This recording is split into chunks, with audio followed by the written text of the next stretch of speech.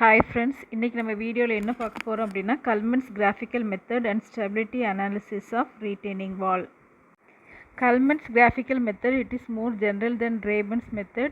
So particularly it is used in the case of backfill for different types of surcharge load. So இதுதான் Kalman's graphical methodல நீங்க வரைய போற diagram. So இதுல இருந்து நம்ம என்ன கால்குலேட் பண்றோம் அப்படினா Kalman's line. So இதுதான் steps involved in Kalman's method. So first வந்து height, angle theta and back wall AB உட height எல்லாமே கொடுத்துருவாங்க. First வரைய போகிறது வந்து surcharge line, beta line.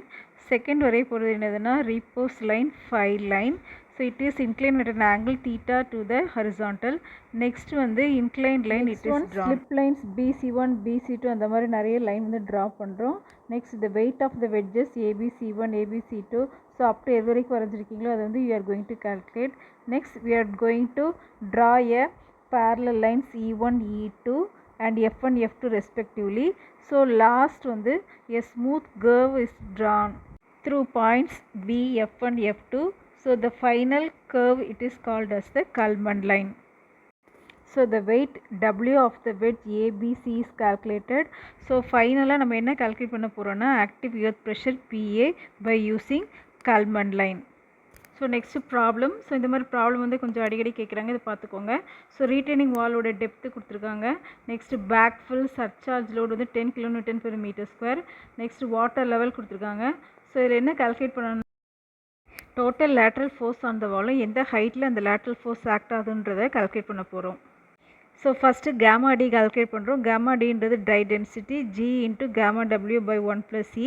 ஜின்றது உங்களுக்கு ஸ்பெசிஃபிக் கிராவிட்டி தெரியும், கேமா டபிள்யூன்றது யூனிட் வெயிட் ஆஃப் வாட்டர் தெரியும், ஈன்றது வாய்ட்ஸ் ரேஷியோ. ஸோ இதை கால்குலேட் பண்ணிங்கன்னா 16.04 kN per meter cube வருது. நெக்ஸ்ட்டு கேமா சேட் கண்டுபிடிக்கணும். கேமா சேட்ன்றது saturated density. So gamma sat formula G+E by 1+E into gamma W. இதை சப்ஸ்டியூட் பண்ணிங்கன்னா உங்களுக்கு 19.84 kN per meter cube. Next gamma dash வந்து gamma sat minus gamma W. So gamma டபிள்யூன்றது density of water. So PAன்றது active earth pressure. So இதை substitute பண்ணிங்கன்னா உங்களுக்கு value கிடச்சிடும். KAன்றது coefficient of active earth pressure 1 - sin phi by 1 + sin phi. So value வந்து 0.32. So P1 calculate பண்ண பிறகு P2, P3 வந்து ஹைட் வந்து 3 மீட்டர் 5 மீட்டர் கால்குலேட் பண்ணிவிட்டு நெக்ஸ்ட்டு P4 வந்து டென்சிட்டி ஆஃப் வாட்டர் யூஸ் பண்ணி கால்குலேட் பண்ணணும். நெக்ஸ்ட்டு கேபிட்டல் P1ன்றது P1 into H. Next P2, P3, P4, P5லாம் ஹாஃப் இன்ட்டு B இன்ட்டு ஹெச்ன்றது ஏரியா ஆஃப் ட்ரையாங்கிள் அதை யூஸ் பண்ணி கால்குலேட் பண்ணணும். லாஸ்ட்டாக எல்லாத்துலேயும் கால்குலேட் பண்ணிவிட்டு ஆட் பண்ணிட்டீங்கன்னா உங்களுக்கு டோட்டல் லேட்ரல் எர்த் ப்ரெஷர் கிடச்சிடும். நெக்ஸ்ட்டு அதோட டெப்த்து H1, H2, H3 எல்லாமே அதில் கால்குலேட் பண்ணிட வேண்டியதான். நெக்ஸ்ட் டாபிக் வந்து stability analysis of retaining wall. So இந்த வால் வந்து எப்படி இருக்கணும் அப்படின்னா it should be capable of resisting the pressure. So earth pressure எல்லாமே என்ன பண்ணால் இட் ஷுட் ரெசிஸ்ட். அதுக்கப்புறம் இந்த வால் வந்து it should not fail against overturning. Next வந்து ஸ்லைடிங் அப்படி இல்லைன்னா pushing or any settlement it should not be occurred. Next the total weight of the wall வந்து என்ன பண்ணக்கூடாதுன்னா சேஃப் பேரிங் கெப்பாசிட்டி த சாயிலோட என்ன செய்யக்கூடாது, அதிகமாக இருக்கக்கூடாது. மெயினாக வந்து வாட்டர் வந்து ஷுட் நாட் பி அக்யூமுலேட்டட் இந்த ரீட்டைனிங் வால். ஸோ அதை ரிமூவ் பண்ணுறதுக்காக நம்ம என்னென்னா வீப் ஹோல்ஸ் ப்ரொவைட் பண்ணியிருக்கோம்.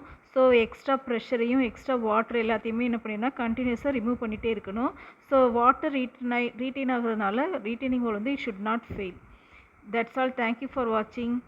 If you like this video, please subscribe our channel.